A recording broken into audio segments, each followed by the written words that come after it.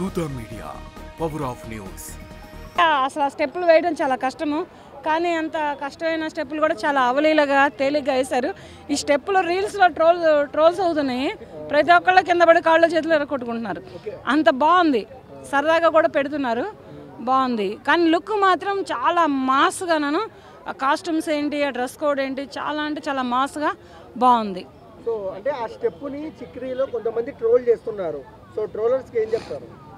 చేసుకునే ఉండే, పడితే ఆళ్ళు వేయగల, నడువులు ఇరిగేది, కాళ్ళు ఇరిగేది. ప్రతి సాంగ్ని ఇప్పుడు ట్రోల్ చేస్తున్నారు. చికిరి చికిరి అనే సాంగ్ ఏంది, మీసాల పిల్ల అనే సాంగ్ ఏంది, ఆ తర్వాత ఇక ఏ సాంగ్నైనా కానీ ట్రోల్ చేస్తుంది యువత. ట్రై చేస్తున్నారు, మరి వాళ్ళు ఏమవుదామని అయితే తెలియదు, కానీ అవి ఫోన్లో సోషల్ మీడియాలో ట్రోల్ అవుతున్నాయి. కానీ ఈ సాంగ్లో స్టెప్సే కానీ, రామ్ చరణ్ గారి లుక్కే కానీ, కాస్ట్యూమే కానీ చాలా మాస్గా, చాలా అంటే చాలా మాస్గా ఉంది. కానీ లుక్ బాగుంది ప్రస్తుతానికి. హీరోయిన్ లాగానే ఉంటుంది. హీరోయిన్ కొంచెం క్లాస్గానే ఉంటుంది. అంటే మేడం, అంటే జాన్వీ కపూర్ ముందు నడుచుకుంటూ పోతే వెనక రామ్ చరణ్ లుక్స్ స్టైల్ నడుచుకుంటూ వస్తున్నారు కదా. సో ఆ లుక్ లో ఎలా అనిపించారు మీకు చరణ్ అన్న?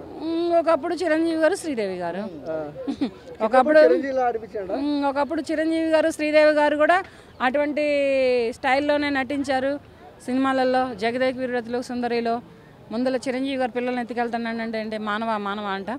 అట్లాగే ఇప్పుడు ఆ మానవురాలి కూతురు ఈ మానవుడి కొడుకుతోటి బాగుంది ప్రస్తుతానికి.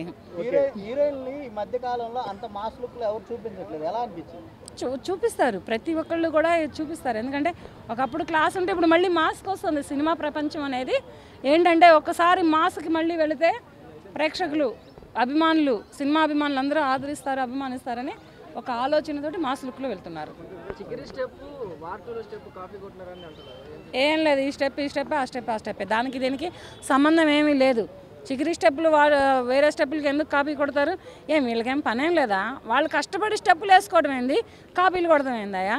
ఇవి ఆమె ఇంట్లో మరుగుతున్న కాఫీ ఆ గ్లాసులో పోసుకొని కొట్టుకోవడానికే. సంబంధం లేదు. ఆయన స్టెప్పులు ఆయన పేరు ఇప్పుడు ఈయన ఒక ఆయన నిలబెట్టాడు. ఇప్పుడు రేపు ట్విన్స్ వస్తున్నారు, వాళ్ళు కూడా అబ్బాయిలే పుడతారు. ఉపాసన మేడం గారు ప్రెగ్నెంట్ ఉన్నారు, ట్విన్స్ ఉన్నారంట కడుపులో, 2 బాబులు పుడతారు. ఒకళ్ళేమో కొణిదెల వెంకటరామ గారు పుడతారు, ఇంకొకళ్ళేమో కొణిదెల శివశంకర వరప్రసాద్ అలియాస్ మన మెగాస్టార్ చిరంజీవి గారు పుడతారు. 2 కూడా అబ్బాయిలే పుడతారు. నేను కూడా వెయిటింగ్ వాళ్ళని ఒకసారి మీడియాలో కానీ లైవ్లో కానీ చూద్దామని. చిరంజీవి గారు ఒక మాట అన్నారు ఒకప్పుడు, ఏమన్నారంటే ఊరికనే సరదాగా ఏదో ఫంక్షన్లో అన్నారు, రే చరణ్ ఒక బాబునైనా ఇవ్వరా అని. దాన్ని చాలామంది చాలా బ్యాడ్గా ట్రోల్ చేశారు.